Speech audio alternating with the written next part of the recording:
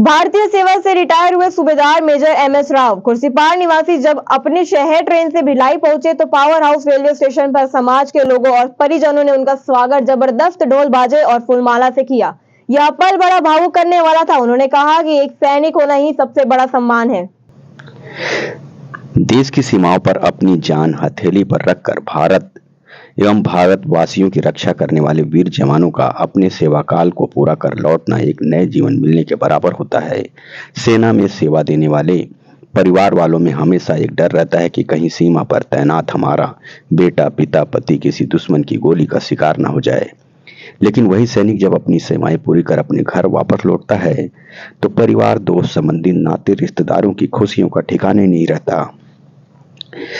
आज ऐसा ही एक माहौल शनिवार दोपहर को Bhilai power house railway station में उस वक्त नजर आया जब भारतीय सेना से सेवानिवृत्त हुए सूबेदार major MS Rao zone 3 Khursipar Bhilai निवासी ने शहर की जमीन पर अपने कदम रखे।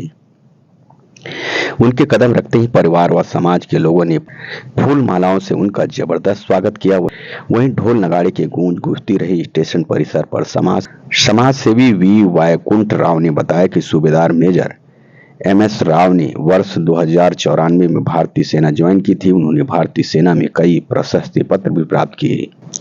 ऑपरेशन स्टार, ऑपरेशन विजय सहित कारगिल युद्ध में भी भाग लिया था। लेह लद्दाख सहित विभिन्न जगह पर अपनी कड़ी मेहनत के साथ ड्यूटी दिया। बेहतर कार्यशैली के लिए पिछले वर्ष प्रधानमंत्री नरेंद्र मोदी से प्रशंसा पत्र भी प्राप्त हुआ। सैनिक के सकुशल सेवानिवृत्त होकर भिलाई लौटने पर परिवार व सामाजिक लोगों ने ढोल नगाड़ों के साथ स्वागत किया। सूबेदार मेजर एमएस राव ने सामाजिक मित्रों का आभार जताया है।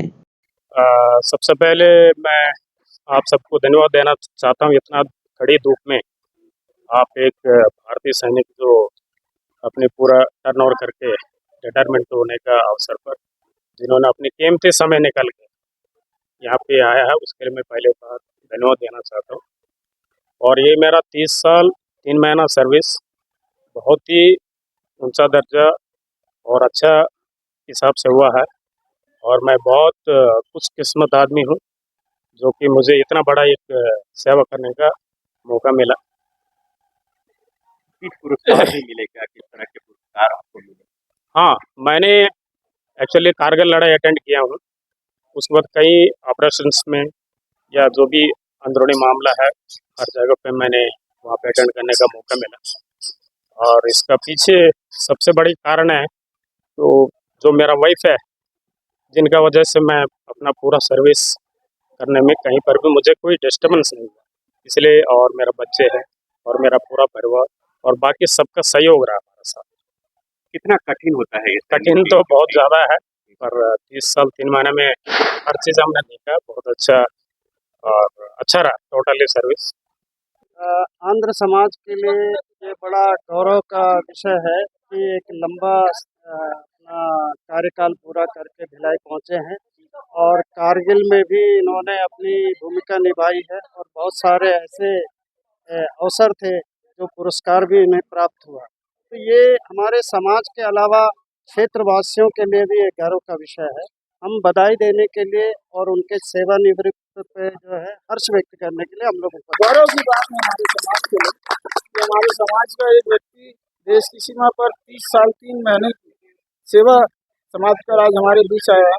तो हम लोग हर्ष व्याप्त है, हम लोग उनका स्वागत कर रहे हैं क्योंकि उनके कार्यकाल में एक अवसर ऐसा भी रहा कि पिछले वर्ष जब आदरणीय श्री नरेंद्र मोदी जी उनके कार्यस्थल पर गए थे, बेहतर कार्यशैली के लिए उनकी प्रशंसा भी की गई थी। तो ये आप समझ सकते हो कि उनका कैसा कार्यकाल रहा होगा, उनकी सेवा कैसी रही होगी, जिनके लिए प्रधानमंत्री आदरणीय श्री नरेंद्र मोदी जी ने भी प्रशंसा की थी। हमारे लिए गौरव की बात है कि आज हम उनका सम्मान कर पा रहे हैं। एक देश के सैनिक का सम्मान करना बड़े गर्व की बात होती है। सेना के अनुभव को सबके साथ साझा किया तथा भिलाई के नौजवानों से भारतीय सेना में जाकर भारत माता की सेवा करने के लिए प्रेरित किया।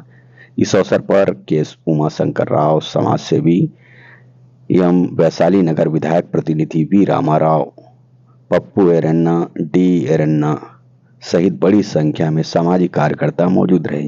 प्रभात टीवी के लिए रमेश भगत की रिपोर्ट।